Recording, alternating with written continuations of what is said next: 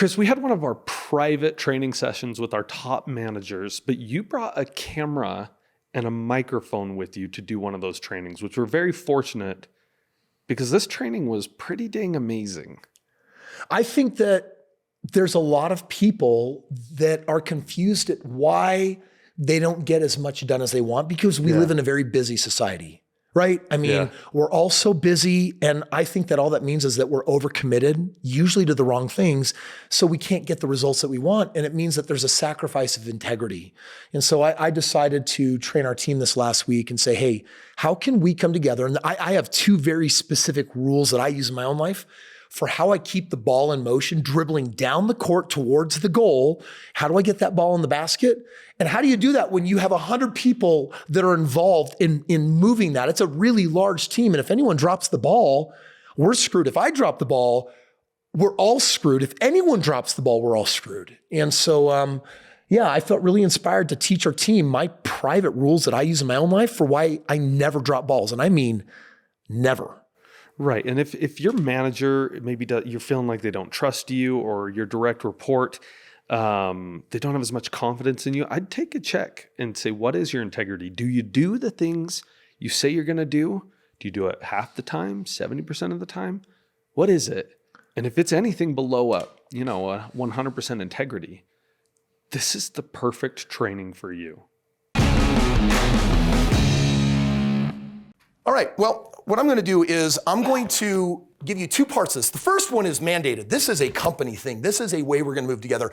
Imagine for a moment that there's this thing on the planet called a value chain. What is it? Value chain. Does anyone know what a value chain is? It's a chain of people that have to work in sequence linearly to complete a string of tasks that lead to an outcome that produces what? Value. We're the chain. Let's use an example. Ryan sends me a prompt today. And he says, Kris, make this 40-second video. I make the video. He posts it on social media. People register for an event on March 15th. Meanwhile, Christine is feverishly working with the team to set up tech, gear. She is setting up a whole webinar, a presentation. She's refining it back and forth with me. The day of the event, I hop on, there's 15 people in the value chain. I do a presentation, it sets something in motion. 4 days later, someone becomes my partner. What's the name of the most recent partner you closed? So many. Pick one. Eric. So Eric just became my partner. The moment he becomes a partner, what do you have to do? I gotta onboard him. You have to onboard him on the Borg. When you onboard him on the Borg, who's gonna see it, Graham? And Graham, what are you gonna text Eric? Great welcome. Hey, member. And then then you're gonna send me a text saying, Kris, I need you to prepare a message for Eric. And then my team's there and Eric's gonna interact, and then he's gonna start gathering paperwork, and then he's gonna buy real estate. Eric, is part of his onboarding, should then get invited to a 3-day event with me. Who's gonna call him, Graham, on the team to make sure that he gets invited to come to his 3-day partner event with me? So your real estate assistant calls him up, makes sure that he's gonna be there, verifies he's gonna be there. He comes to the event. He gets to walk on fire with me. We have a crazy 3-day experience. He decides to buy the investment club because it's what's right for him. And 2 months later, August, he's sitting with me in an environment where I'm sharing a dozen private investment offerings that only that group will be aware of. He gets in on something that produces one of them a 20% cash on cash, one of them a 30% cash on cash, and then he puts in his notice, and 90 days later, he's quit his job. He has recovered his time. We are all involved in an endless chain. Can you all see that you're part of this? So we are one organism. If one of you drops the ball, what will happen to time? Does it expand or contract? Exponentially contracts. I'm going to say that it expands, meaning the value chain takes longer to achieve an outcome. For the sake of a client, the longer the value chain is, when it's longer than they want it to be, what will happen to their satisfaction? Go down. When satisfaction goes down, what happens to output? It also goes down. Ultimately, they might leave unhappy. They may not do anything. And then they're going to reflect on their entire experience negatively because maybe only one of us broke the value chain. Today's training is about how to make sure that a value chain becomes impossible to break. And then I'm going to share with you how to produce supernatural results. Deal? Deal? Deal? Okay, good. So here's the value chain. It goes from me to you to Bob. I don't know who Bob is. We'll say Kim. Thanks. Then it goes to Max. And there's this line of people, and we're all involved in the circle of life. And the question is, what is the SOP, the standard operating procedure, to make sure that the value chain never gets broken?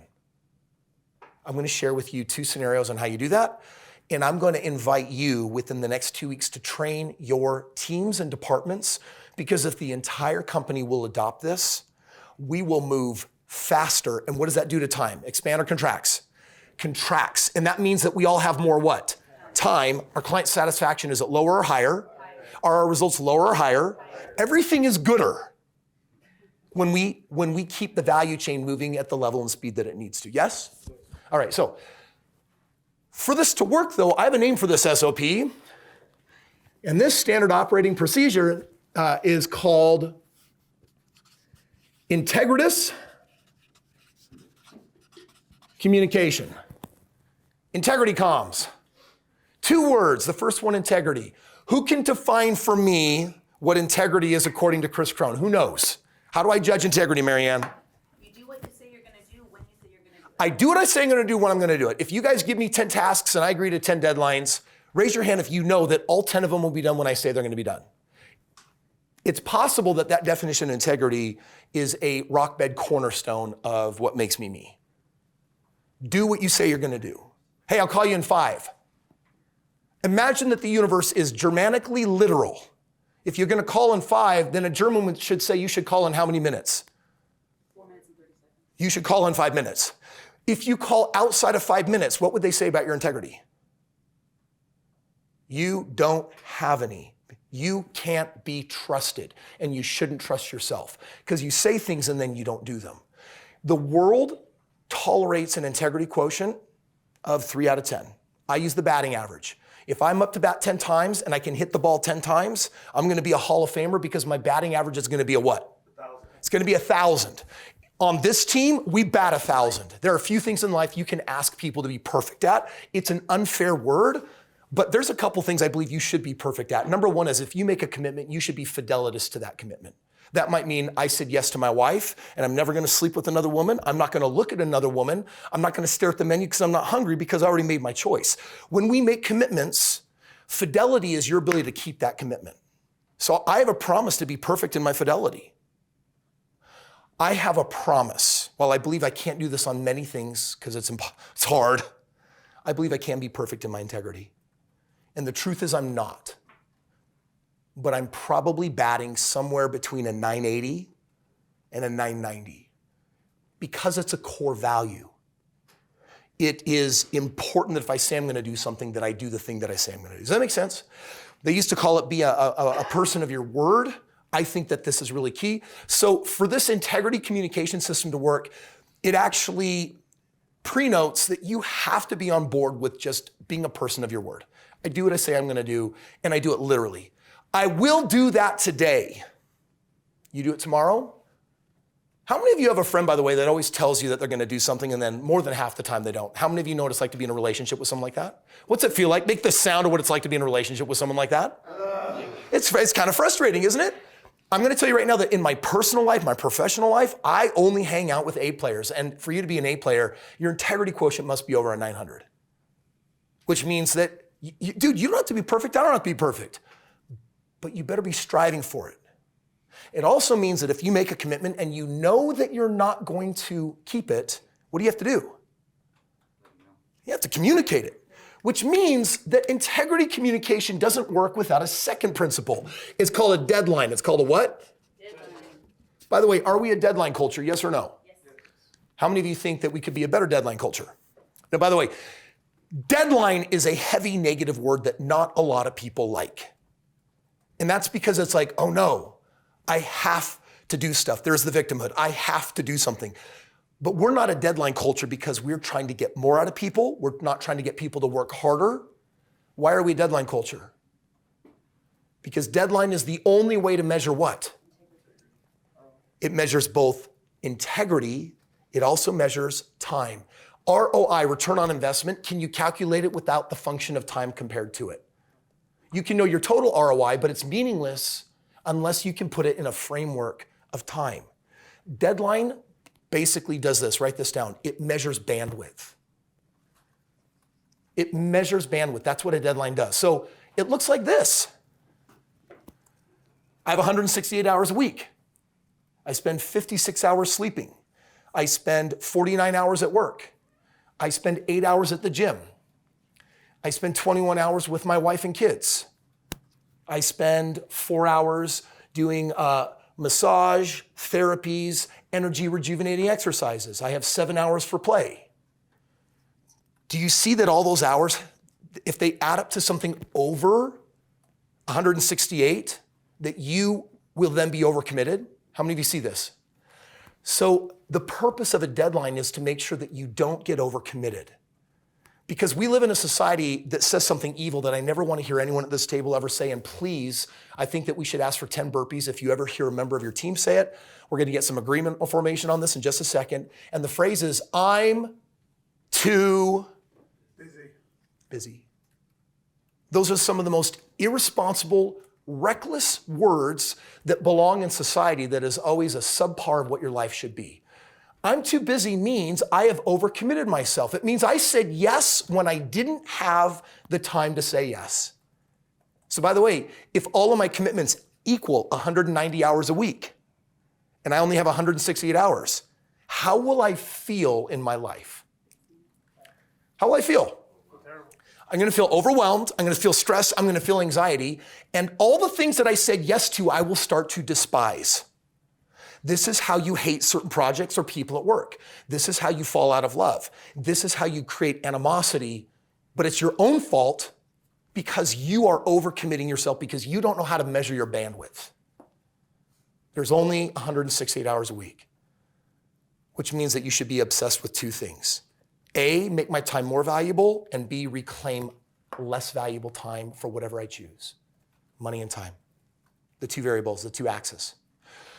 Okay, so we have to be a deadline culture so that you can understand bandwidth. It also means then that I can get to the two rules of integrity comms that I want us to teach and have as a company. And we're going to do breakouts a little bit later this morning and give you an opportunity to talk with each other on how do we implement this. In the value chain, there are only two scenarios. Either the ball is in your court or the ball is in their court. Which one should you care about? Yours or theirs? Yours or theirs? Yours or theirs? Both. You realize that if I hand something off to Marianne and she doesn't do it, who gets screwed? No, not me. All of us. It only takes one person to not follow these two rules for us to get to breakdown, which is why we hired 100 people last year, guys, and we're going to hire hundreds more. And raise your hand if you think we have a really amazing culture. I think we have a killer culture. I love it, and I think it's getting stronger and better and more amazing, and it's more important than all the skills in the world.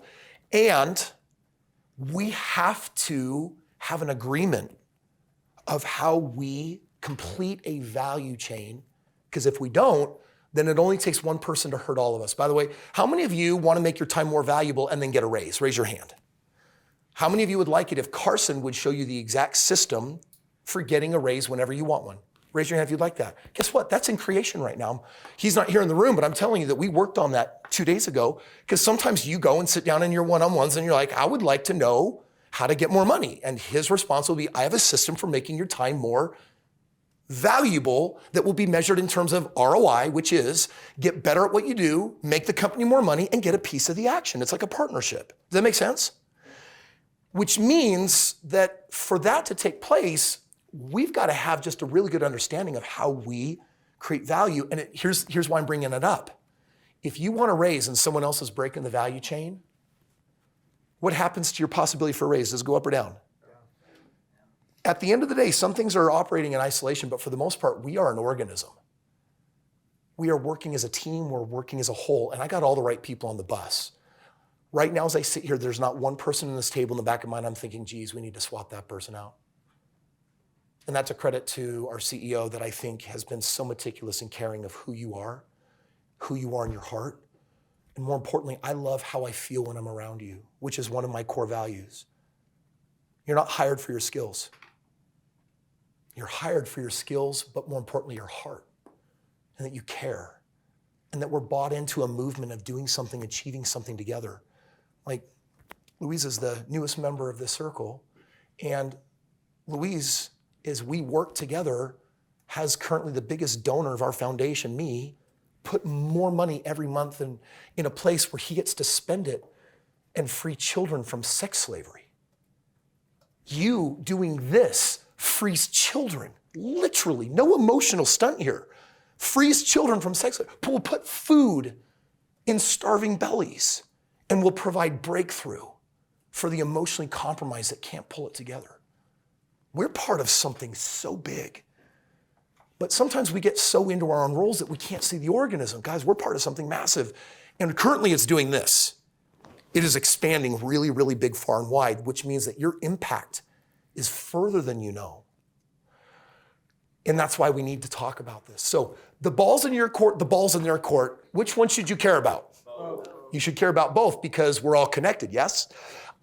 We are not a CYA culture. It's like, well, I did my part. If they do that, then it's on them. It's like, well, no, actually, that's going to blow back on you. So here are the two rules. When the ball is in your court, you have to have a system for making sure you get your work done. Number one, there's a deadline, true or false? Which means that the first rule of the ball being in your court is that your calendar should be used for two ways, not one. The first way that you use a calendar is not just to book your one-on-one meetings with people that you're going to meet with. It is to book your deadlines.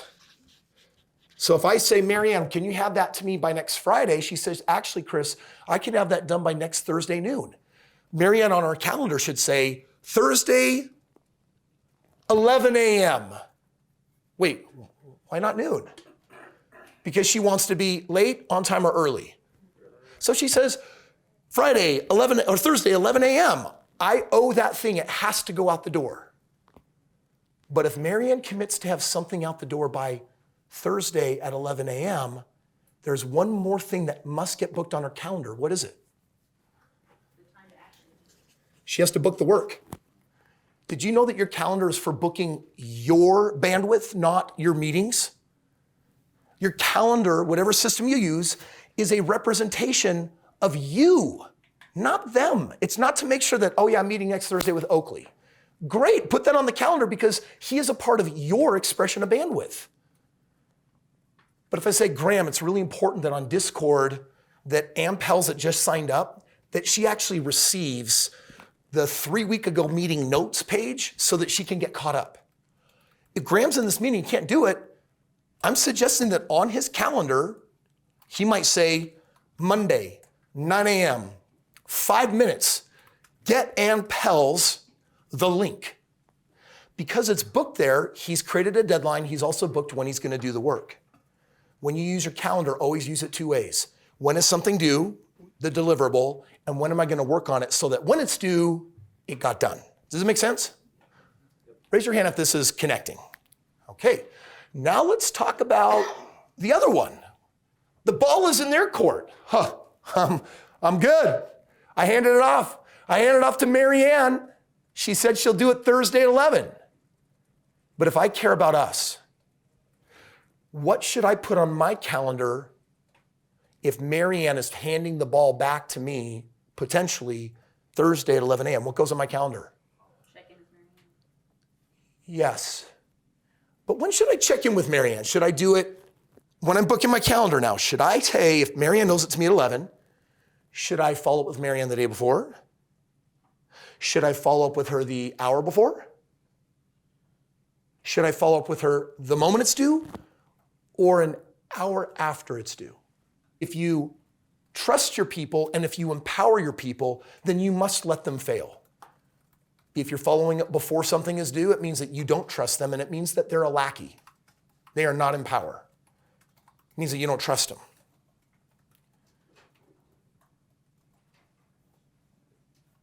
These two scenarios will keep the ball moving down the court to the goal. These rules. It's very simple, but how many of you are starting to, in a moment I want to ask, like, what are some of your takeaways? What are you getting from this first agreement? Because I want to tell you one of the most loving things that I can do for you is instill a culture of deadline. It's my way of making sure that if you're overworked, that's not going to last very long. Because by the way, did we just have a really successful event? Yes or yes? Is it creating a massive influx of work? Yes. Is it possible that we need to readjust resources and hire people to acclimate? Yes. Does it might it mean for Kim and Derek that they're going to have a couple of crazy weeks? Or Graham might have a couple of in the process of acclimation. Is it possible that Cody, who wasn't feeling all that well last night, and I said, bro, how you doing? He says, you tell me, 700 minutes on the phone in the last 48 hours. And I'm like, brother, I sing you the greatest accolades. I am so proud of you, because he and everyone else on that team busted it out to create a first world problem, which by the way, I promise are so much better than missiles in Windows and IEDs blowing people up. We are living in an incredible level of privilege. It means that if we succeed, there are two inevitable outcomes. It means that number one, we will need to expand. It means number two, you will become more of a specialist. Hats will likely be removed, we'll add to the team, we'll grow, and we'll develop real depth. But all of this can only happen if we protect the value chain. To protect the value chain, everyone has got to agree to two rules. And so what I'm sharing with you is whatever calendaring system you use, please start booking bandwidth. Why? Because it will allow you as a manager to give a very important answer. And it will allow your artists, the people that are subordinate to you, to give you very important answers. If you're a manager and you ask a subordinate to do something, likely what should the answer be? Yes or no? It should be a what? A yes. Why? Because who's the manager? You, and your job is to lead them, which means you give them assignments. And by the way, there's a right way to give things and there's a wrong way to give things, but if you're giving assignments the right way, their job is to say what? Yes. Your job as a manager, however, is to actually say the opposite more frequent, which is what? No. Your function of no, you need to be managing the bandwidth of your team. You need to be measuring your bandwidth, and you need to be obsessed with your use of calendar. When you look at my calendar, you'll find that I never have a day looking like this. Well, at 9 o'clock, I'm meeting with Rob, and then at 10 o'clock, I'm meeting with so-and-so. At 10:30, I meet with so-and-so, till 5 p.m. Because if I have meetings all day long, how will I feel at the end of the day? Unaccomplished, because not all my work's done, because my work isn't just meetings. How many of you know that you have work to do because of meetings before the next meetings? Yes or yes? Which means that you have to actually, I'm going to teach you in a moment my supernatural rules for how you spend less time making it more valuable. It's going to be time recovery, and it's going to be putting you in a position. Guys, there's nothing I want more than for you to love your job more, which means less overwhelm and anxiety, and also to make more money. I want you to have both of these things, and whatever element is right for you that you want to pursue. Okay, so by show of hands, not breaking the value chain, raise your hand if you think this is a good idea and something that should be taught company-wide and should be enforced. Awesome. Then I'm inviting you to teach it. We're going to have breakouts later, and I'm going to have you have discussions on how do we implement this. I'm going to tell you right now that if Josh has some individuals on his team that are not performing at the level they need to, they likely are missing rules of how to manage their time, which means they need some powerful education on this so that the value chain doesn't get broken. All right, that's the first part. That is the easy stuff, if you will. And what I want to do right now is I want to get into the metaphysical stuff that will supercharge results in a really insane level. We good on this first one? Raise your hand. If everyone's good, just raise your hand and say aye. Aye. Wait, Kris. Yes. You said that you agreed to 2 rules, and then you start talking about that. Like, what are those 2 rules? The 2 rules are, if the ball is in your court, you're always booking 2 appointments. You're booking when you work and when you're going to deliver. And then if the ball is in someone else's court that you're waiting to get back, you book their return and report on your calendar. and you let them win or you let them fail as a sign of trust and empowerment. That's what we're agreeing to. By the way, out of curiosity, raise your hand if you actually don't book time, just appointments. If you know what I'm saying. I don't book when I'm going to work. I book when I'm going to do things. Raise your hand if you do that. If you start becoming aware of how long things take, like Barrett says, oh, I have a deadline in 2 weeks. Casey's going to expect me to deliver a plan on the health channel with Weber on what we want it to become. And then Barrett says, how much time do I need? And Barrett says, I think I need 2 1-hour separate work models to do that. First of all, Barrett gets to choose when to book those, but between now and the deadline, he needs to book 2 hours so that he accidentally doesn't book time on top of that he didn't have, that he thought he had, because he was only calendaring part of his bandwidth. Calendar everything. My entire life, I have 2 calendars that run my life. I've got the big picture one that plans the 2 coming years, going to the Galapagos Islands, and then we're gonna do this thing, and then I've got this influencer event, and I'm speaking at this thing, and that calendar makes sure that I'm not booking things too far double booked out. And then my actual calendar has when I go to the gym, when I pray, has meal plans, has when I spend time with my children, has date nights. My calendar encompasses, it's not for work and it's not for meetings. It is all of my bandwidth. Does that make sense? Okay, now before we move on, I'm gonna pause to see if we have any questions on this. Questions on this SOP and what it means, or how to use it, or making sure that you understand it. Let me know. Thank you. So Christina's asking a really important question. What do you do if someone drops the ball in the value chain? Because if the value chain gets broken, who gets hurt? Everyone gets hurt. But if you take over what she did, Yeah. then you enabled her. Yeah, so I'm going to share with you 2 things. Either this person is in your department or this person is not in your department. And I think it's important to take notes on this. When someone is in your department, you are going to handle the situation very different than if they're out. If they're in your department and we had an integrity SOP for communication and a ball got dropped and it was rare and this was not normal, let's just say it was Casey, I would say, Casey, you're now on my calendar. When can we meet for 15? And I am not going to say, bro, that sucked. Don't do that next time. I'm going to say, I'm going to invest time to make sure that this never happens again. And when I sit down, I'm going to stress the importance of what happened and how that affects the entire value chain.